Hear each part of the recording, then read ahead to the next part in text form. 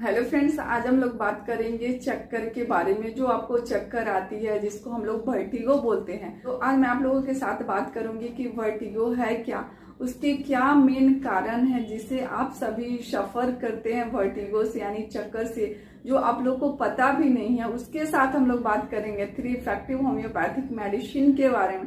तो स्वागत है आप सभी का डॉक्टर रूबी होम्योपैथिक रेमेडी में। तो अगर चैनल पर पहली बार आए तो चैनल को सब्सक्राइब कीजिएगा और बेल आइकन को तो जरूर प्रेस कीजिएगा, ताकि जब भी कोई नया वीडियो अपलोड करूं तो सबसे पहले नोटिफिकेशन आप सभी को मिले। पहले हम लोग जानते हैं कि वर्टिगो है क्या। तो दोस्तों, आप सभी बहुत बार महसूस किए होंगे कि आपकी सर जो है वो गोल गोल घूम रही है, या आपके चारों तरफ जो ऑब्जेक्ट है वो घूम रही है, जिसको हम लोग चक्कर आना बोलते हैं। इसके कुछ मेन कॉज है जिससे आप सभी चक्कर से यानी वर्टिगो से सफर करते हैं। तो सबसे पहले बात करते हैं हम लोग कि अगर आप अपने हेड का बहुत ज्यादा मूवमेंट करते हैं, गोल गोल घूम लेते हैं, तो उसमें भी आपको चक्कर की प्रॉब्लम हो जाती है। लेकिन उसमें आपको कोई मेडिकेशन की, कोई ट्रीटमेंट की जरूरी नहीं होती।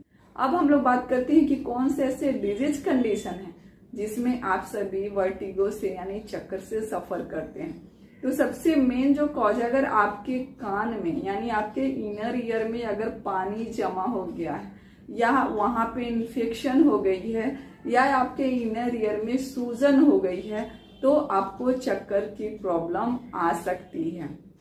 दूसरी चीज, अगर आप सभी माइग्रेन से सफर करते हैं जिसको हम लोग वन साइडेड हेडेक बोलते हैं, तो अगर माइग्रेन के केस में भी आपको वर्टिगो की प्रॉब्लम यानी चक्कर की प्रॉब्लम होती है। दूसरी चीज, अगर आप सभी सर्वाइकल स्पॉन्डिलोलाइसिस से सफर कर रहे हैं जिसमें आपकी नर्व जो है कंप्रेस हो जाती है, तो उस केस में भी आप सभी वर्टिगो से सफर कर सकते हैं। वो बीपी में अगर आप सभी सफर कर रहे हैं, अगर आपकी बीपी लो है तो उसमें भी आपको चक्कर की प्रॉब्लम आती है।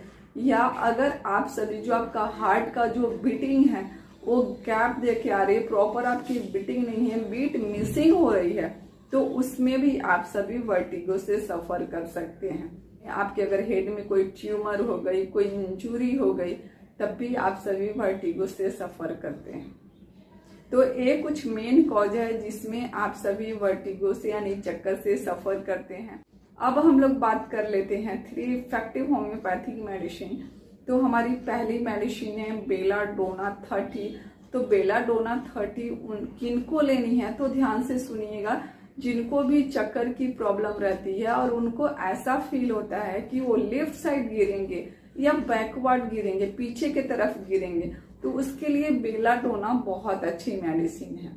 तो अगर आपको ऐसा फील होता है कि आप लेफ्ट साइड गिरेंगे या बैकवर्ड गिरेंगे, पीछे की तरफ गिरेंगे, साथ में आपके सर में दर्द है और आपकी दर्द जो है वो प्रेशर से आराम मिलती है, तो ऐसे साइन एंड सिम्टम्स अगर आपको है तो बेलाडोना 30 के 2-2 बूंद डायरेक्ट टंग पे दिन में 2 बार लीजिएगा। अगली हमारी मेडिसिन है जलसीमियम 30। जलसीमियम 30 उन लोगों को लेनी है जिनको बहुत ज्यादा चक्कर आ रही है, उसके साथ साथ उनकी जो विजन है वो डीम हो गई है, धुंधला दिखाई देता है, और लिड्स पे हैवीनेस, उनकी आईलिड्स जो है उस पे भारीपन रहता है, और उनको चलने में काफी दिक्कतें होती है क्योंकि उनका लॉस ऑफ बैलेंस हो जाता है, उनको पैर जो है वो लड़खड़ाने लगती है। तो उसके लिए जलसीमियम बहुत अच्छी मेडिसिन है। तो अगर अगर साइन एंड सिम्टम्स होगा तो आप सभी जलसीमियम 30 के 2-2 बूंद डायरेक्ट टंग पे दिन में 2 बार लीजिएगा। अगली हमारी मेडिसिन है कोनियम 30। कोनियम 30 भी वर्टिगो के लिए, चक्कर के लिए बहुत अच्छी मेडिसिन है। जब आप सोए हुए हैं, लेटे हुए हैं, अपने हेड का मूवमेंट कर रहे हैं साइड बाई साइड, कभी राइट घूम रहे कभी लेफ्ट घूम रहे हैं, और उस समय आपको चक्कर आती है या अपने आई का मूवमेंट करने की वजह से आपको चक्कर आ रही है, तो उसके लिए कोनियम बहुत अच्छी मेडिसिन है। तो अगर आपके हेड का साइड बाई साइड मूवमेंट से या आपके आई के मूवमेंट से अगर आपको चक्कर आती है तो आप सभी कोनियम 30 को जरूर लीजिएगा, 2-2 बूंद डायरेक्ट टंग पे दिन में 2 बार। तो आज के लिए इतना ही। उम्मीद करती हूँ आज का वीडियो आप सभी के लिए बहुत ही यूजफुल और बेनिफिशियल होगा। तो फिर से मिलते एक नए वीडियो में। Thank you, take care.